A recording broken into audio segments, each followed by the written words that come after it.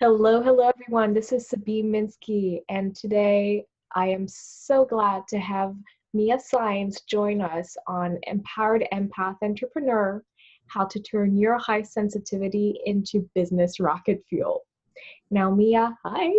Hi, this is First of all, exciting. Mia is a love teacher, a love coach, more than anything else, a love alchemist. And to me, you are also a youth alchemist. I always feel like I'm speaking to someone who is 25 years old, full of feisty energy, but with eons of wisdom at the same time. So I really look forward to jumping into this topic with you today. Me too. For joining. Thank you. I'm excited, and I love how you opened this show. It's beautiful. This is the rocket fuel to life, literally. So it's beautiful. Speaking of that, my first question to you is, when did you decide and how did you decide, or did it just come as a necessity to finally let in your high sensitivity and your empath gifts into your business? Give us a sense of that, please. Well, I was born this way, so it's hard for me to identify that, because everything in my life was my business. I mean, people don't know this, but literally, as a very, very young person, very young, at age of 7, I almost became like a maid to my mother. Literally, this is part of my youth trauma, right? And she would farm me out to people for work, even though my father made very good money and we came from a very wealthy family.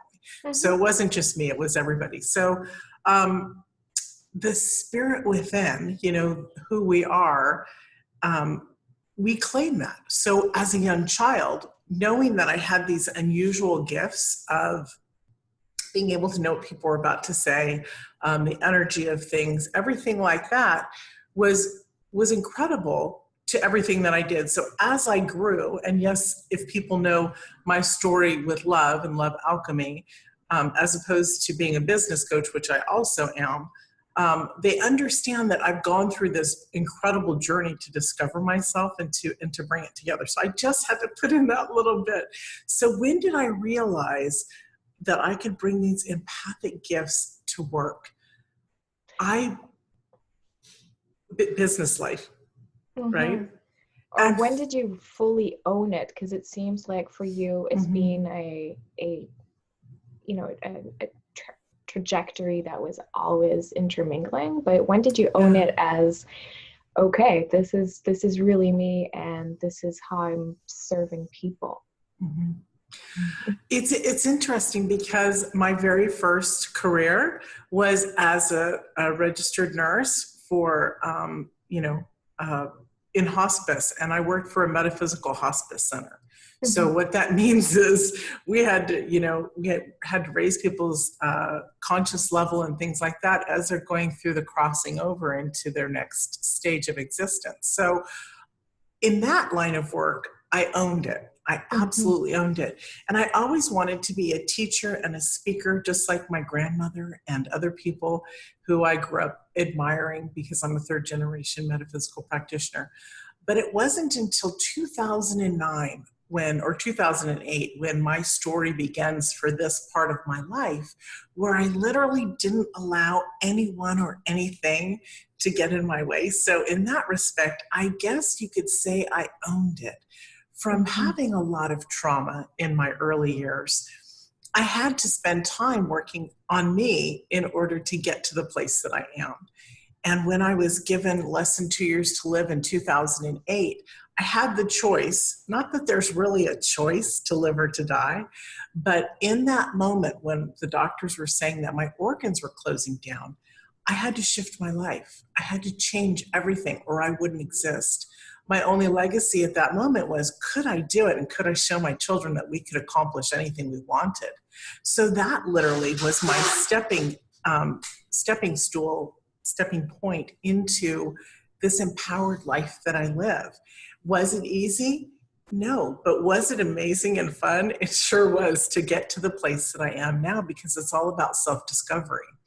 And as we know, as an empathic being, to just surrender to the divine and to open up we have to get past that place of being, don't we, where we care what others think about us, where the naysayers or the mainstreamers are just like, who is that nutty chick, changing lives? Well, it's me. How did you build up the strength and courage to go beyond that? And also one thing that's coming up, and you'll confirm if that was any part of your experience, but did you ever feel like people were picking at your gifts and you had to kind of learn how to not let that happen? I didn't care what people thought about my gifts because as a young child, I remember at the age of 9, understanding energy. Now, I want to share just a little bit about this. Sure. Because my mother loved me and I loved her, but bless her heart, she has and still has a lot to heal within herself. And so at 9, when I would come home from school, I was in the 4th grade, I would be so excited. I looked older than I was. I was in a military school, so there were boys everywhere and only 12 girls. And I had my pick of the litter, you'd say. And what is a 4th grader even thinking about that stuff? But you know what? That is part of who we are as people growing. And so when I would come home very excited that a boy liked me or talked to me or I made new friends, my mother would close down that energy by removing everything that I liked.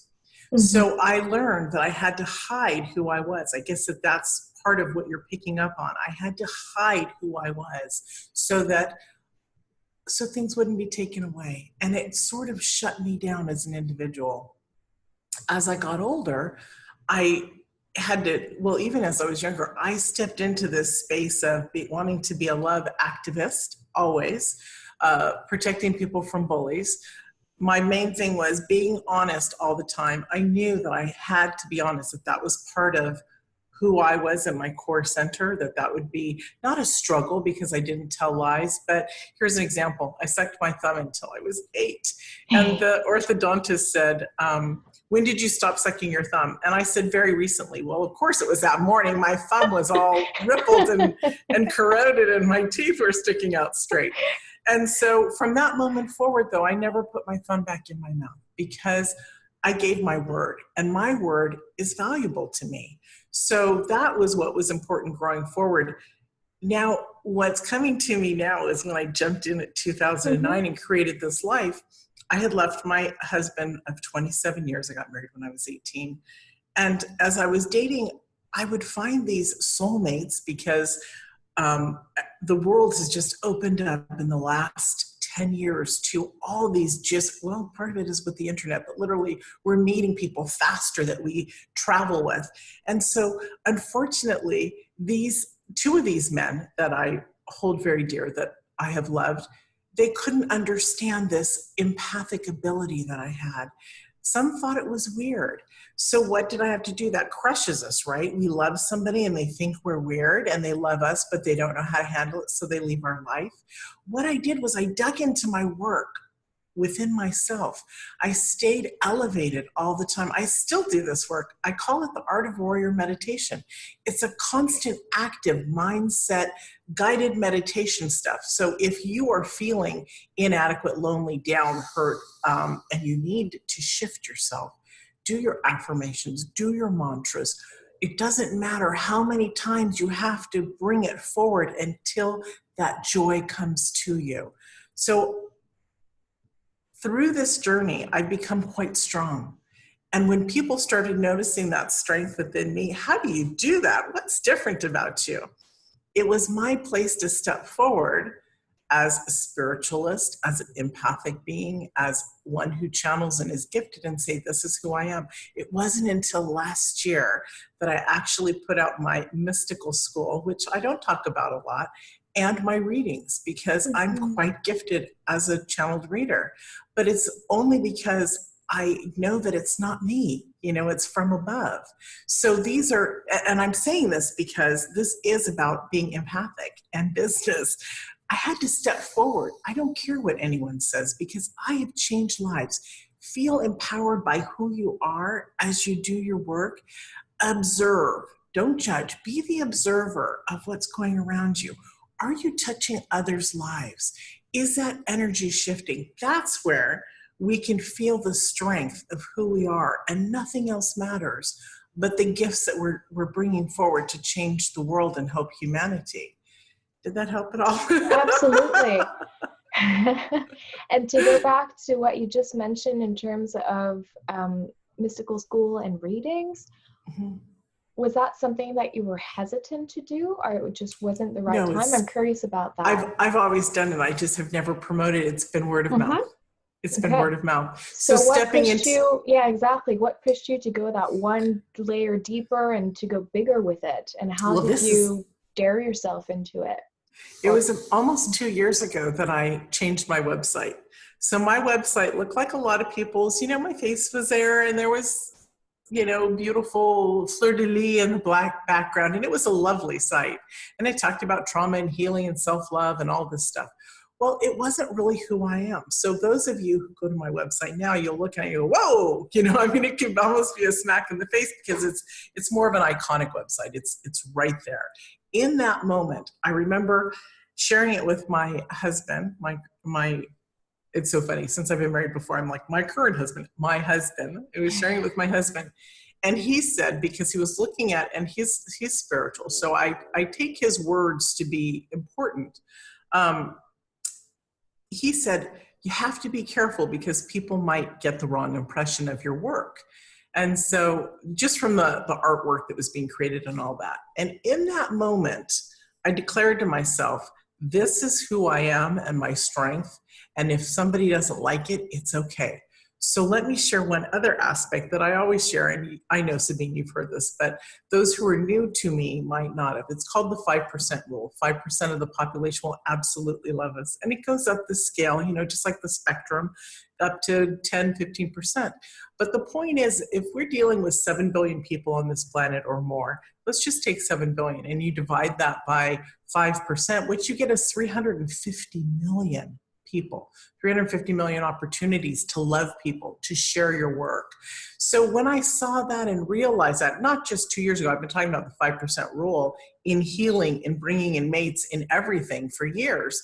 But I utilized that for myself, and I stepped forward and I said, my people, like they always have, will come forward.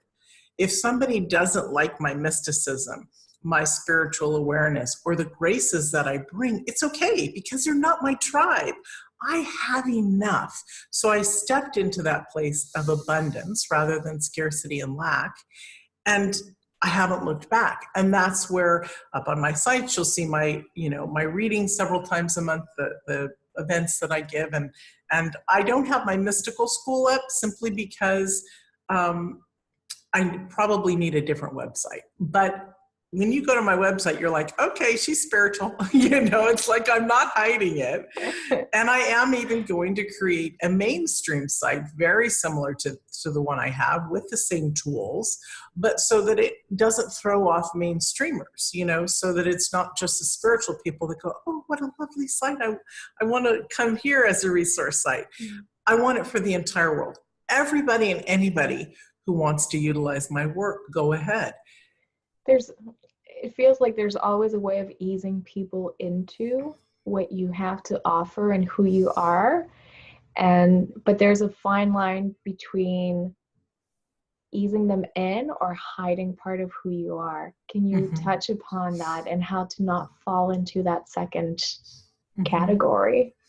Well, it's just the same as when I told you guys when I was 8 years old, and now I know why that story came up. When I was 8 years old and I said to the orthodontist, oh, I've stopped sucking my thumb, and I never went back to suck my thumb, because my word, my integrity is everything, and it always has been. When you are empathic, you tend to be an old soul. And so when you settle into the graces of who you are, your soulfulness, your essence, your divinity is more important than this human realm. We understand that. So being authentic, not being afraid to share exactly who you are. There are going to be people out there that don't like you. Again, we need to do our spiritual work in order to keep them at bay. Do you guys know that in the 9 years that I've been coaching, I've only had 2 crazy people? That sounds terrible. out of the thousands that come across me in my work. It's because I literally protect my work and who I am, not as in coveting it, but as in giving a beautiful umbrella for people to be healed with. And I come from a space of love. And if somebody doesn't generate with that or understand that, it's okay. You may go. There are more for me to service. I approach my life and my work as a gift that I'm giving to the world, because it is a gift. When you admire your own work, not in a sense of arrogance, but I know that the stuff that comes through me because of the spiritual work that I do. And I'm blessed with that. So when I work with people, I also channel, whether it's the love work or the business side, it doesn't matter. It just flows.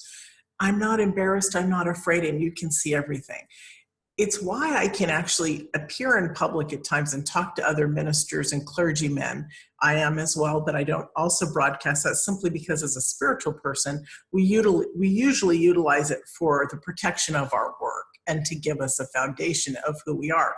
But we don't have churches and things like that per se. So my point is being able to talk truthfully, authentically. You have to commit that to yourself. So that's the aspect of the second half that you were talking about, that true sense of commitment of you as an individual, your journey. Respect your journey as you respect somebody else's. So you can't respect somebody else's journey until you respect your own. And I've discovered this by utilizing even in losses. So this is slightly off topic, but a relationship, somebody leaves you. I was going to ask you to tell us more about that, so not off topic. Okay, good. So that's so important for us to understand. When I first realized the pain of the first man I fell in love with after my husband, when he left me for an entire year with messages, I'm coming back. It almost makes me cry when I think about what kind of most people go, what kind of a silly fool were you? No, I led with my heart. I believed. But there did come a time when I said, no, there is a more beautiful path that God has for me. And it includes a mate. And guess what? My husband stepped in. And the other one did come back, but I chose my husband. So he did come back after a year. Exactly. But I decided it was time to move on. So it literally is about respecting my own journey first, and I respect his journey to let him go. I respect his journey to say, mine is so valuable to me. If I don't fit in his life, that's okay, because I love him enough that I want his journey to be beautiful. Beautiful. And the word that's been popping up for a couple of minutes inside of me is the importance of detachment. So yes. Putting in the love and the energy, the gifts, the effort, but then also combining it with detachment. How do you resonate with that? Absolutely. Because if we don't detach from somebody, they're always going to be there like a shadow, right? And there were years where I have felt the shadow of different people. We don't want that energy on us. So many of you who see outside the normal realm might see somebody who comes up to you and they've got all this energy around them. It might look different. I remember this one beautiful woman I met years ago. We were friends. We've gone not that on purpose we've gone our own ways, but she blessed me at that moment. We were in New York selling books together, our own books, in 2010. And this was during that space that he was in my life, and then he left shortly afterwards. She said to me, we were having dinner with a couple of other people, and she said, Mia, I love your work and I love you, but I have to tell you that I see, and bear with me while I do this, I see all this energy circling around you. And she said, there are so many men attached to you, it's not funny.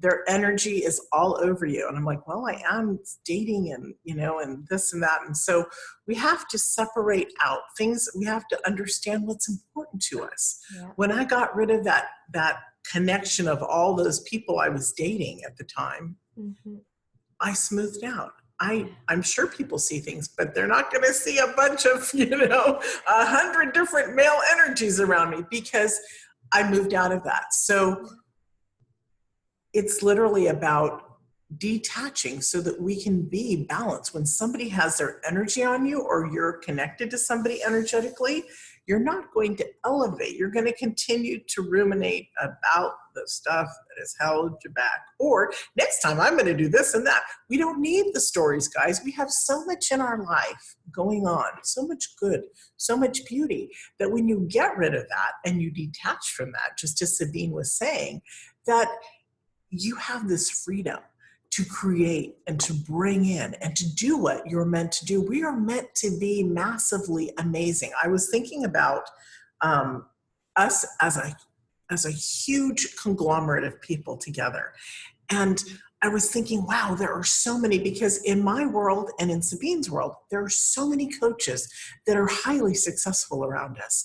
You know what that does for us? That puts us in a space of greatness, because not that we don't have enough, but we are with change makers. We are with leaders. We are with transformational geniuses. We all want people to shift and to move. So it's really important to keep your mission. And if your mission is simple, you may not know what your mission is, because we come into this space of growth not knowing. We expand. So in my free gift, one of the processes is dream, believe, create. It's like, okay, there goes Mia. Oh, please. Tell us about the free gift. It's about creating your greatness. So one of the processes in there is dream, believe, create. First, you have to dream it in order to understand its magnificence and its expansion and its greatness. Then you have to connect to it in a belief form before you can create it. So when I first started in 2009, my first process that came to me in healing was a dream, believe, create, I called it. And it was literally, you'll read about it in my free gift for you, which is a book called Mirror, Mirror, a step-by-step guide to a life that loves you back. And in there, I talk about the expansion of consciousness and how once we expand our consciousness, we can never go back. Literally, it's like a balloon, a purple balloon. I'll just say it really fast. You get a purple balloon from the party store, you blow it up with helium. It's gorgeous, you love it. You take it home, an hour later, you let the helium out for whatever reason. Guess what? That balloon's no longer flat. It has expansion. It has stretch marks. It has ripples.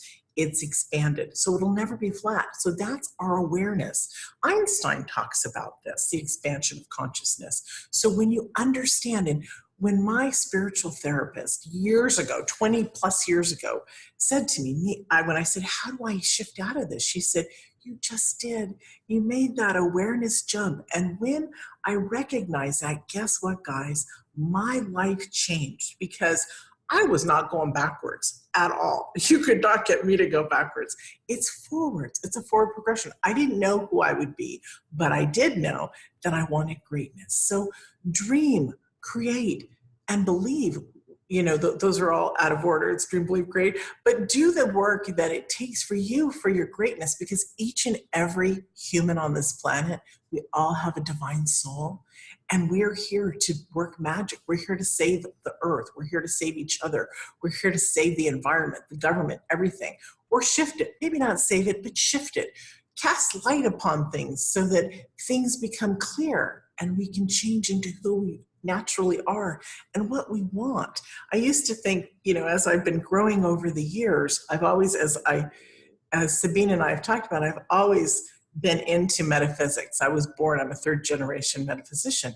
And so for me, I remember my early stages talking with God after an abusive situation with my mother when I was 4 years old and I'd be locked in the closet. I understood from the teachings that I am a divine being and that she was just my physical mother to take care of me. But as I've grown, I can see how the lineage of souls works. And it's really beautiful. So do your work so that you can grow that magnificent soul. Because guess what? If you don't, you're going to come back and do it again. That's just the law of the universe. And we've done it hundreds of times until we perfect who we are. You can also, like I did 8 years ago, guess what, world? This is my last time here. I don't know if it will be, but this is my last time here. Well, actually it wasn't. I was like, when I come back, the work that I leave, I'm going to pick up and start again. So I wanted to grow my work so powerfully that I would be able to find it soulfully and be able to add upon it. Mhm. So it's whatever you want to do and create, whether you want to leave this planet permanently, it's okay, do the work to do that. If you want to bring massive growth for future for this planet, do that. You are needed. Each and every 7 billion people plus are needed on this planet to shift and change humanity. Can you imagine if the entire planet was of this conscious awareness? I can guarantee you, not only would it look different, feel different, it will be different because the ground will heal. The plants will come up differently. We won't allow all the other stuff. You know, that's another show, but we won't allow all the other stuff that's stopping us from our greatness to happen because this is a place and space we are right now. So honor your journey and move forward. It's magnificent. Hmm. You've just expanded it into a fantastic realm. But on the moving forward part, would you have some practical tips on your favorite ways of closing doors within our business so that the high sensitivity is really a positive force forward and it's not a drag? Okay, so since this is about business, We can also talk about lovers. okay, so lovers. I love how you said that. Okay, so whether it's business or lovers, it's really the same because in life, the only way to create a life that serves you and that can love you back and honor you and you honor it is to create a foundation.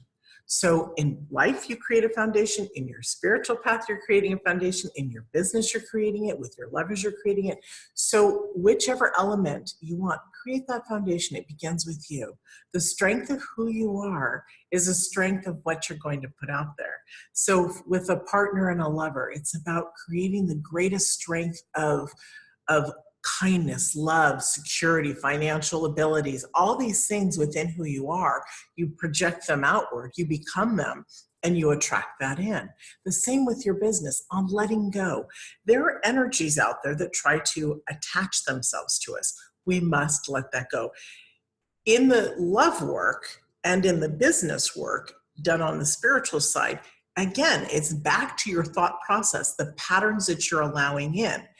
As a young person, we develop our belief system. As we grow older, this beautiful work, we're shifting that belief system into a conscious belief system, into one that serves us. So we're recreating patterns. So the affirmations, our mantras are incredibly powerful. What do you guys believe? And I know this from the years of practice of self-love and all the teachings that I've done. The fastest way to connect to yourself is literally hearing your voice. If you have a voice, there are people that don't have a voice, and that's okay. Then think it through your head, process it that way, because I do work with the blind and the deaf on this love work as well, and the spiritual love work. So if you don't have a voice, or if you have gotten to the point where you can't even speak, write it out. If you hear yourself say, and this is one practice that I work with people on, if you hear yourself say, I am magnificent because, and you put those becauses, and you believe that and you feel it, guess what's going to happen? You are going to quantum leap into that magnificence because you are hearing yourself projecting that forward.